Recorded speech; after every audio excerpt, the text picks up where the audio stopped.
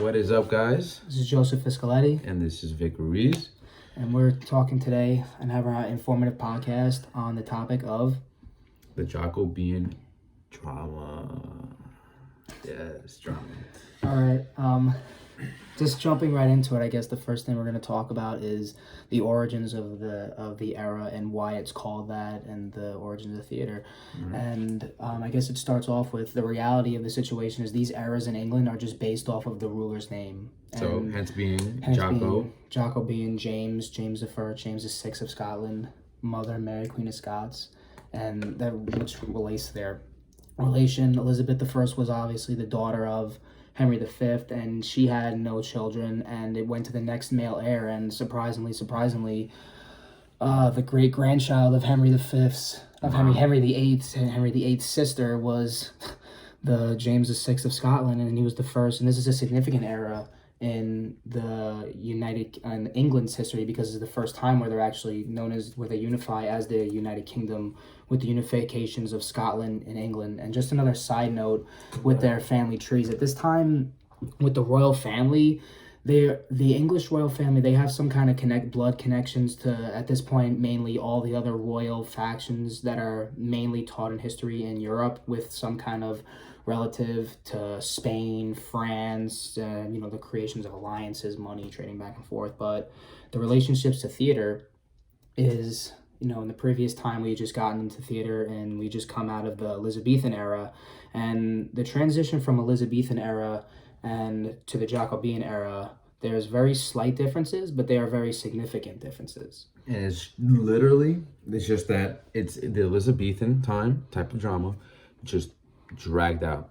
Like literally, someone died in a car crash. Okay, and let's make it Jocko.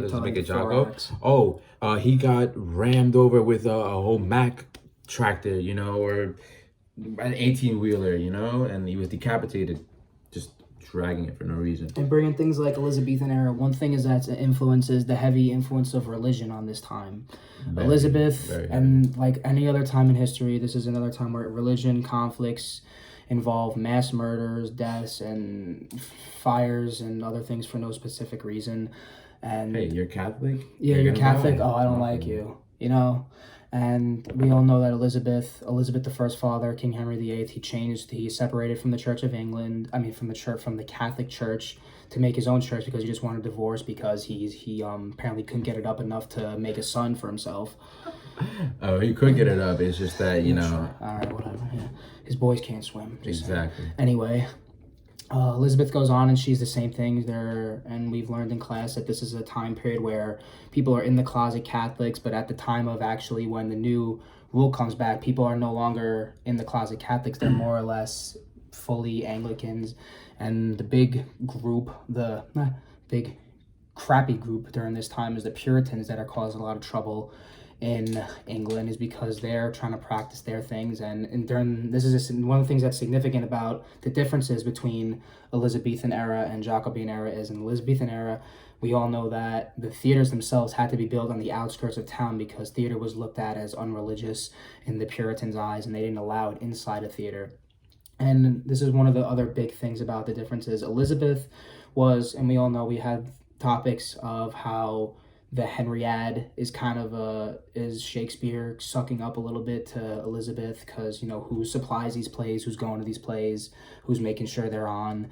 And then we go into James, who was he was actually a fan of the theater. He was a patron of some of these plays, and we see the same theme come up with things like playwrights trying to appease their rulers, as in like writing things that they would like, because it's been seen in some sources that we have that James I was big into witchcraft and the supernatural, and what plays that we all know and don't say the name of, because it's it's bad luck in the theater, that involves both the supernatural and the wicked, is the big M word, who we all know and love him, Macbeth. The Scottish lady. But then that's where now there is a thing called city theater and royal theater. Obviously, things that would be written to please the royal family would be presented in the royal theaters, and then the city theaters would have more dirty jokes, you know, things against the parliament, you know, things like the gun plot. Ooh, Gun plot. We all the know. gunpowder. What is that? And that starts with we all know him and love him who got involved with that, and it of course is Guy Fawkes, or AKA V for Vendetta. And that's just for those of you who don't know Guy Fawkes, he's the guy who was a Catholic who, because, you know, once again, religion, because you're a different religion, I'm going to try to kill you. And because you're my ruler, because I have a Protestant ruler, I'm a Catholic, I'm going to try to blow up Parliament.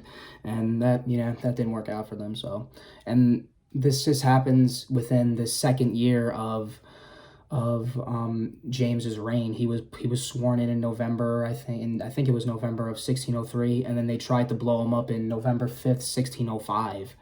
And and if that would have happened, if they would have succeeded, that would have shaped a lot of the history would have been different. Our topic would have been done by now. Our podcast would have been over. It would have lasted 2 minutes. But I just want to kind of make the correlation between, you know, V for Vendetta and Guy Fawkes. Like, come on, if you ever seen the movie, what is the date he preaches about?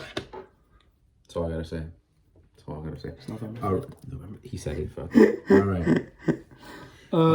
What's the next? What was the next thing we were talking about? I think we were going into. Ooh, my guy. What was his name? Inigo? No, we don't talk about Inigo. Not just yet. Not just yet. Just yet. Wait. What, John Webster? Yes. We get into, now we're going to get into some of the playwrights of this time. We all know, obviously, the big one is Shakespeare. He's been going through this time, and we're going to mention him a little bit in this play just because it's literally impossible to look up any kind of Jacobean or any kind of drama from this era without having the first thing pop up being, Shakespeare's influence on this, whatever the hell you're talking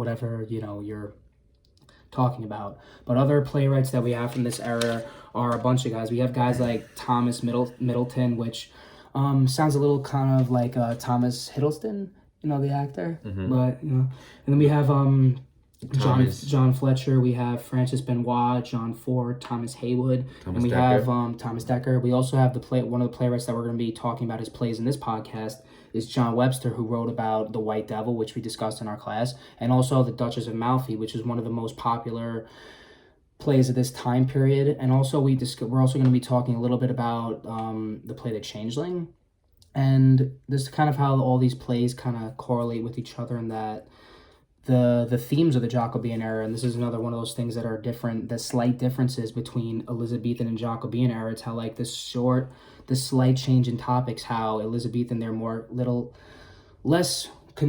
they're more towards the conservative side, as in like conservative as the sense of you don't show things like sex, violence, or maybe not violence. Violence was very much shown on the Elizabethan stage. We see Romeo and Juliet get stupidly killing themselves on stage, but even so, we see more of the violence happen in Jacobean era with things like, you know, dirty jokes and more human situations come up in these kind of plays, and they're actually kind of my type of performance, because just from a fan, I think the happy ending has been overdone now to the point where you can see it coming, where if you're seeing your main character in a movie or in a play and he's in some kind of trouble, you can almost sit back and leave a room and come back and say, oh, he got out of it? Oh, how did that happen? I wonder, I was so worried that John Wick or Robert Downey Jr. wasn't going to make it to the end of his play that they already said there was going to be a sequel to. You know, and I think, like, you know, plays like this, they bring out the bad endings, and it's not that they're bad, and some people do not like them at all. Some people like to go to the theater or movies and like to have the kind of happy catharsis, but I think plays like in the Jacobean era, they relate to TV shows like Black Mirror, who don't have the good endings, the happy endings where you're thinking. They have the endings that make you think to yourself. And I think if I was watching the plays in this time period, the thing that I would be thinking... That's what I was going to say. I feel like... The thing that I'd be thinking of, if they didn't have this one character... If Iago or Flaminio or whatever the hell their names are, you know, those side characters who are the supporting characters, not at all main characters, they're more or less the first or second supporting characters in the play, their motive is so strong that they can just put a wrench in a problem and make the whole second half of a play just go downhill tumbling for main characters. In some situations, obviously, are not arguably they're good or bad, but that's just some of the thing that what you said about... that whole thing with Black Mirror, and how I feel like now we would see how like the Black Mirror episodes are kind of the end up, and the end up is kind of fucked up. Leaves you Yeah. like that. Honestly, is exactly the way I feel. I think that the people during the times of these plays felt when they watched it. It's like I can't believe that just happened. Yeah, I but can't believe- that's but like that's so it's so exactly what's real. happening. It's so real. Like it's believable, not believable in the way they're acting, but it's literally what they're going through together in society during the 17th century. Yeah. John Fletcher. I think we just mentioned the plays. I think we could just talk about some of them. A big theme that comes up that makes these the same is there seems to be always, besides from, we might be talking about Macbeth in this. We've brought up Macbeth. So besides that, besides from that one, the big, and that's all the story is, whatever. It's a Shakespearean thing.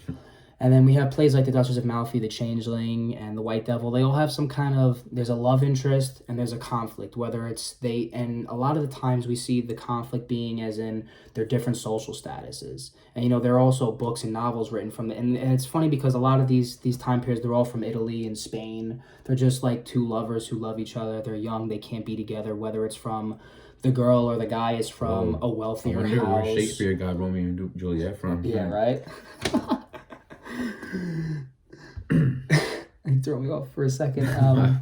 No, it's good. Anyway, damn it.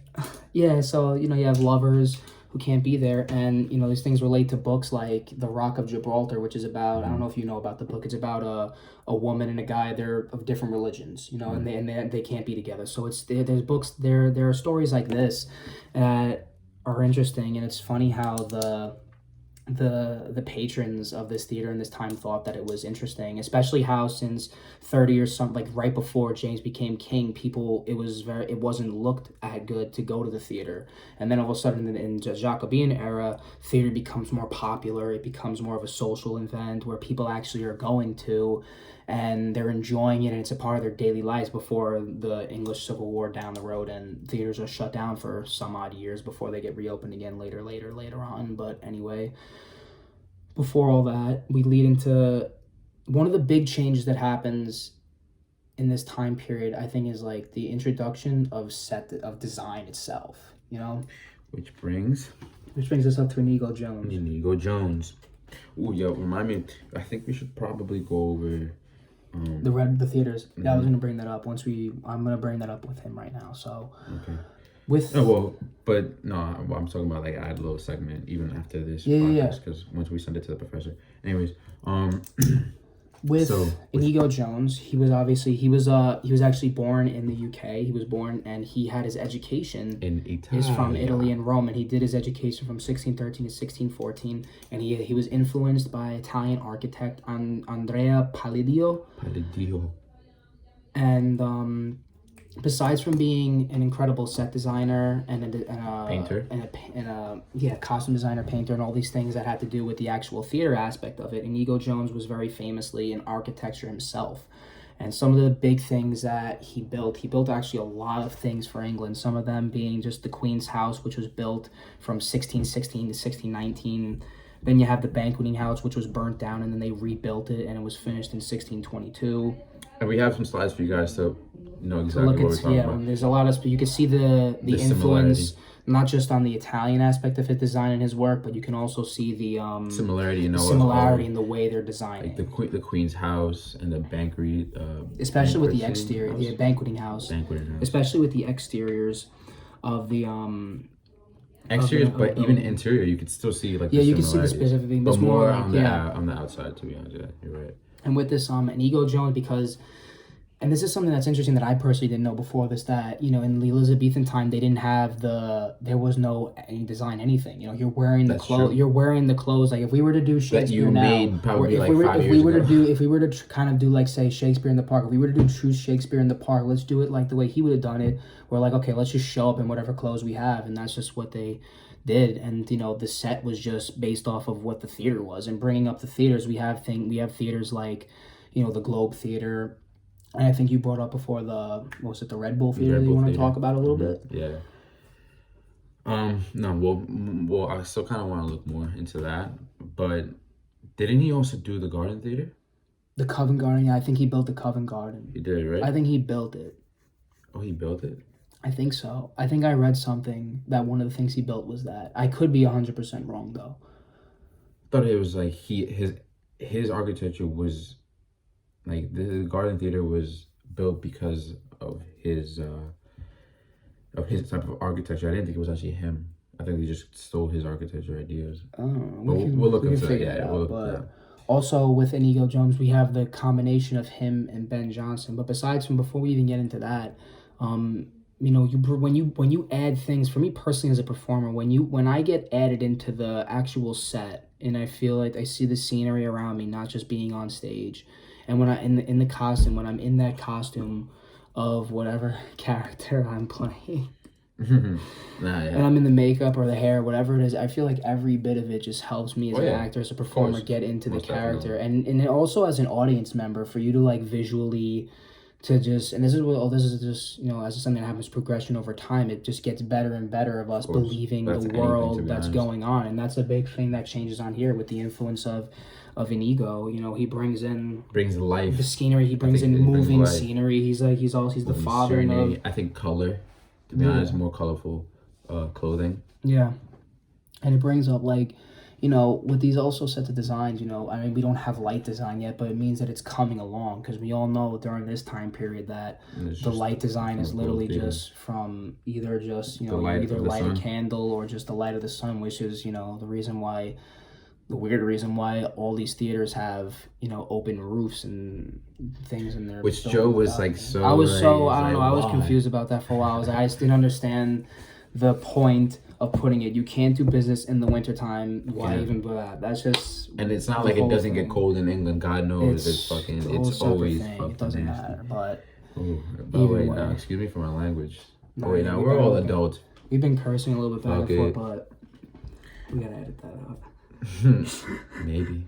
Anyways. Anyway. So let's kind of wrap it up a little bit towards. Yeah, sure. If you want to talk, I know I've been doing a lot of talking. And I still got a couple more things that I could bring up, but I want to let you talk for a little bit because I know I've just been rambling on a little bit about a lot of the I kind of wanted to jump in sometimes, but I didn't want to cut you off. No, yeah, well, please take ahead. Honestly, you can like take whatever time you need now to like get out whatever you need. If you want to go backwards too and just go over some things that I said, please feel free.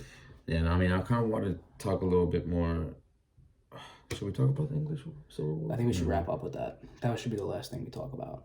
All right, so let's take it back to you want to talk about how from the Ben Johnson, how you know the Pilgrims started coming to the United States. Well, that's later on. That's a lot later on. I think we talk about. What the fuck are we talking about? What else? Here, pause this for a second.